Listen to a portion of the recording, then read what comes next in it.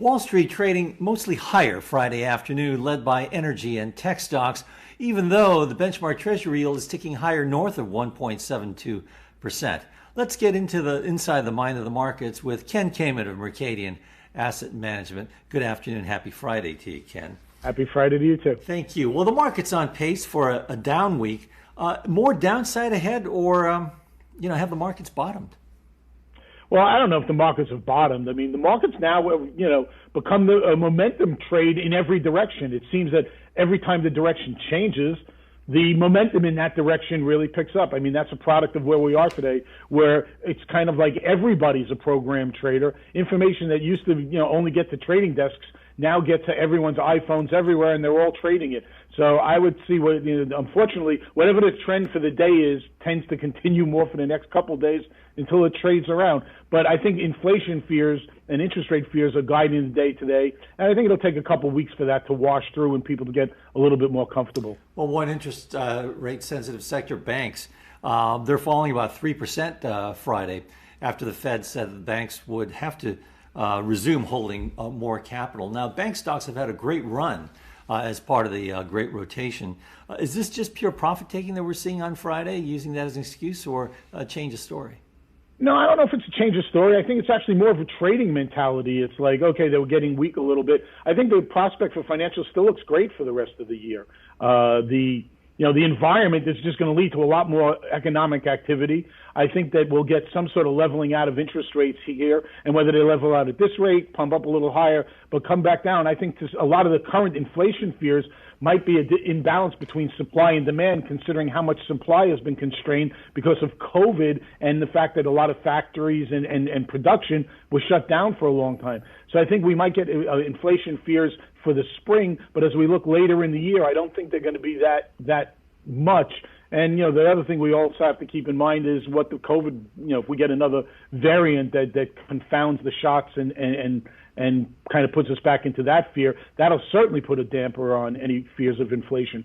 So I think it's a little too soon to just get too freaked out about inflation here. So if you feel that inflation risks that they're just temporary, where are Treasury yields headed, the benchmark? Are we going to hit 2% soon, 3 on the cards?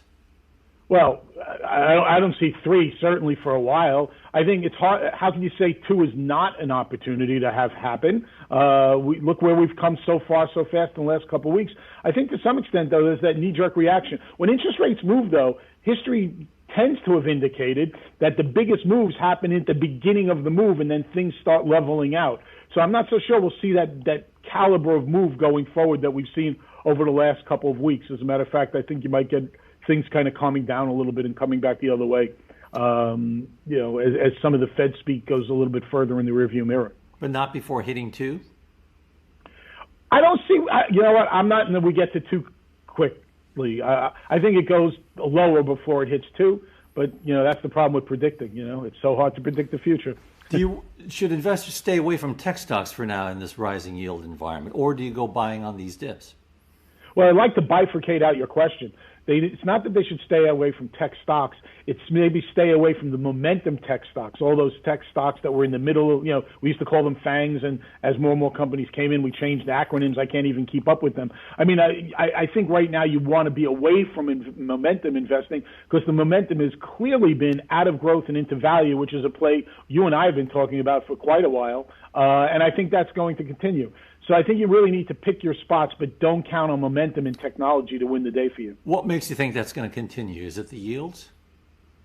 Well, I think that, what happens is, all of a sudden there's new shiny things out there, meaning that as everyone's kind of playing that reopen story in their mind, that's going to really be that broader base, the consumers, the cyclicals, the industrials, and things like that haven't had their day in the limelight for years. And I think it's rational to say from a valuation point of view, money's kind of continue to cycle there. And listen, even with interest rates up a little bit, even if they stay roughly where they are now, takes a little bit of that shine off of that tech story because you have to discount future cash flows at a lower, at a different rate. So the growth in these things might be coming down a little bit. And then, listen, they're not going to double from where they were the way they did, in the last year or so. So I think people are looking elsewhere. And lastly, since the tech stocks are so sensitive to yields, Do you think bond investors, the bond market, is just going to march to its own tune despite what the Fed says? The Fed says they're still going to pursue an easy money policy, and they still, are accounting inflation to go up. Well, the market always goes to its own tune. The Fed had been at a zero bound while the markets were still at a 1%. So I think when you look at the bond market's telling you that they're a little bit more concerned than Chair Powell was talking about the other day about inflation. I still think, though, we're going to probably be tethered in this 1.5 to 1.75 range, and that's probably, in my opinion, where things will settle out once things start to settle. All right, thank you, Ken. Thank you. Our thanks to Ken Kamen of Mercadien Asset Management. I'm Fred Katayama in New York. This is Reuters. Have a wonderful weekend.